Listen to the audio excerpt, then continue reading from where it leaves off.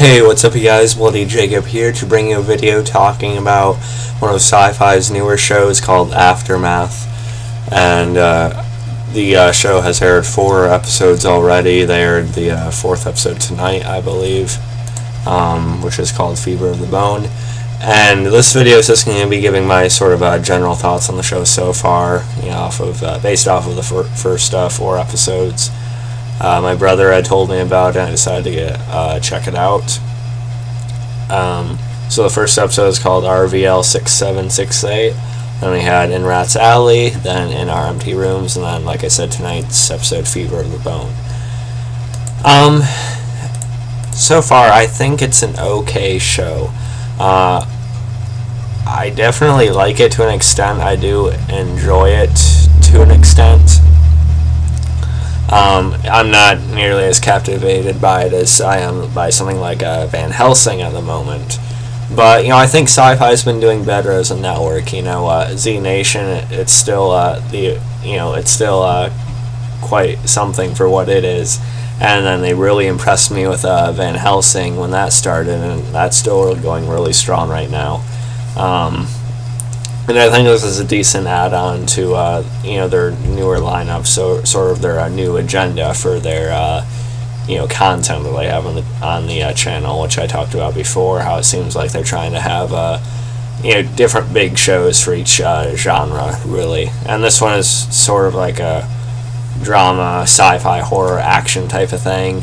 Van Helsing sort of more straight up horror drama. You got more like magical type of stuff in other shows. So I think they're trying to cover it all a little bit more than they have in years past. They're trying to become a bigger channel, or at least have more to, for their audience they do have to gravitate to. But yeah, like I said, so far, I think it's an okay show. It's not incredible, but I don't think it's absolutely terrible either. I'll talk about the cast first. Well, first I'll tell you the basic premise of it, which is on Wikipedia. The series is centered around the Copeland family, a couple with 3 almost grown children who struggle to survive as natural disasters, followed by the rise of supernatural beings, bring civilization to an end. The Copeland family begins their journey in North Pasco and head towards Yakima, and are looking to survive such events as disastrous weather, unscrupulous humans, and supernatural freaks roam the area. So one credit I do want to give the show is its sort of unpredictability of that, in that they have a lot to play on, from those disasters to those supernatural beings, that are based on, certain myths and legends and stuff, as well as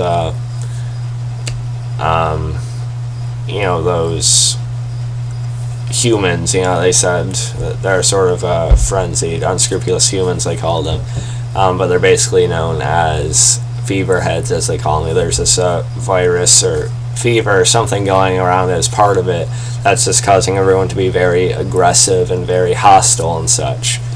And we've seen concepts like that before. There's nothing completely original in the show. That's one thing. It hasn't really done anything to make it stick out to me quite yet.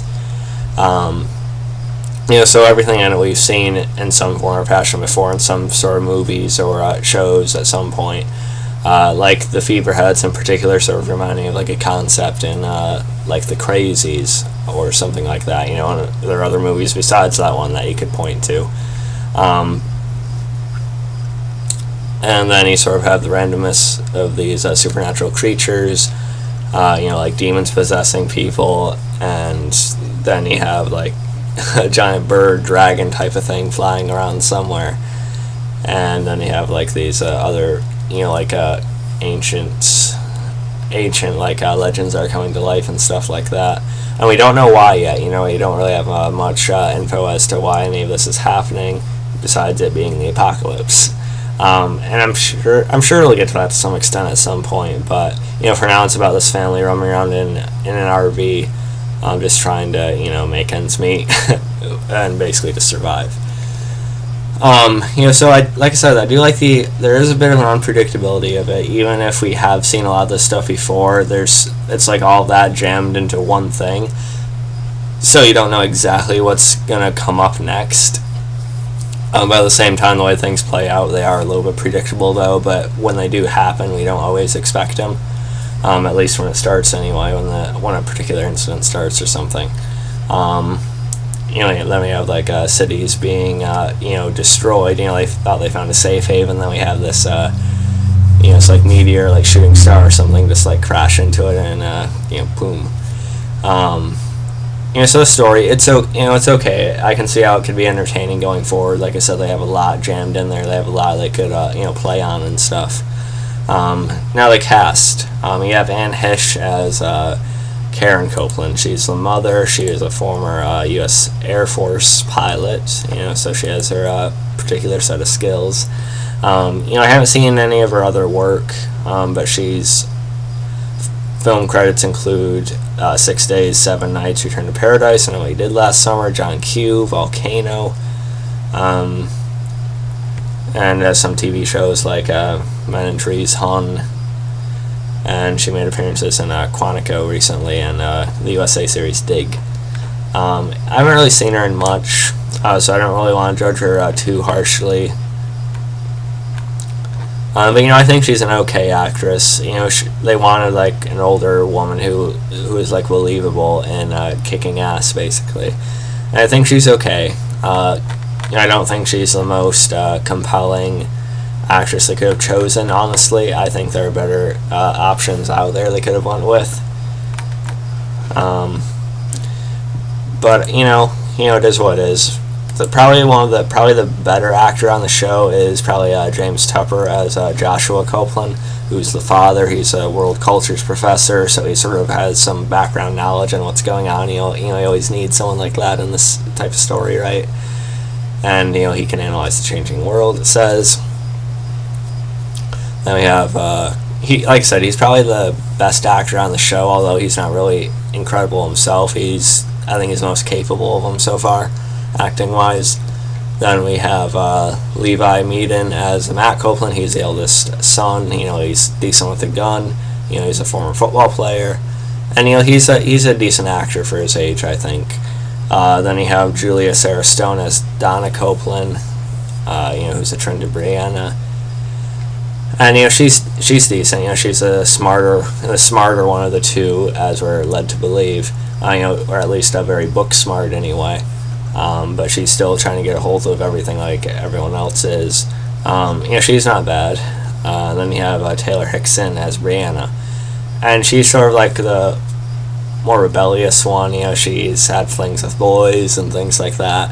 But the development she's gotten. I was kind of happy with, or I don't know if I want to say development, but she is separated from the rest of the family at a certain point in the first 4 episodes, or kind of in the first episode, really. I think it was, and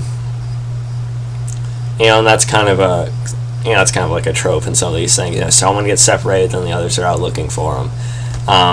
But because she's out on her own and dealing with stuff on her own, it gives her a chance to sort of grow in a way, and we get to see her, become something a little bit more of her own, which I did like. So because of that, I'd say her and the father, Joshua, are probably my 2 favorite characters.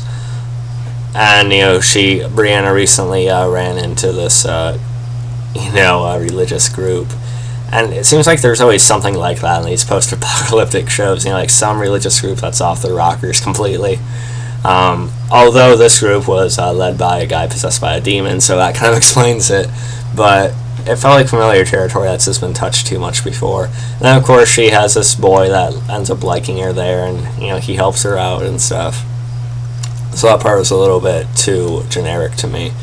But that's when we see this like flying bird dragon type of monster, and I hope we see that thing pop up again, and see the family deal with it somehow or something. I don't know. And then we also have this creature that approached Matt, who says he could give him anything he wants. Like these weird water creatures. I forget what they were exactly. But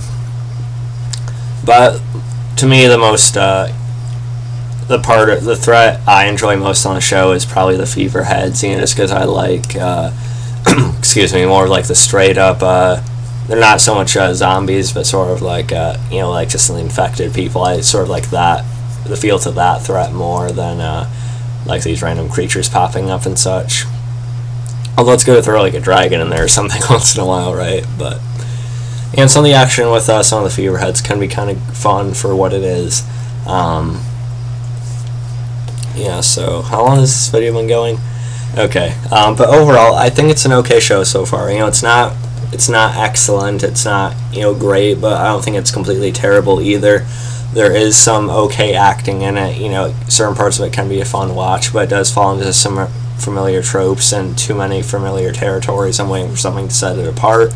I don't know if I'm going to be reviewing like each episode or anything, but I'm willing to watch it once a week. I think I will continue watching it. If I had to grade the show as a whole so far and each episode, I'd probably go like about a C minus for most of them. Probably about a C. I'd give it like a 7.3 out of 10 in general so far. Not bad. It's an okay watch. I'm willing to see where it goes, but I need to do something. They have plenty to work with, so we'll see what happens. Yeah, let me know what you think about Aftermath so far. You can follow me on Facebook, Twitter, subscribe, and I'll catch you guys next time. Peace.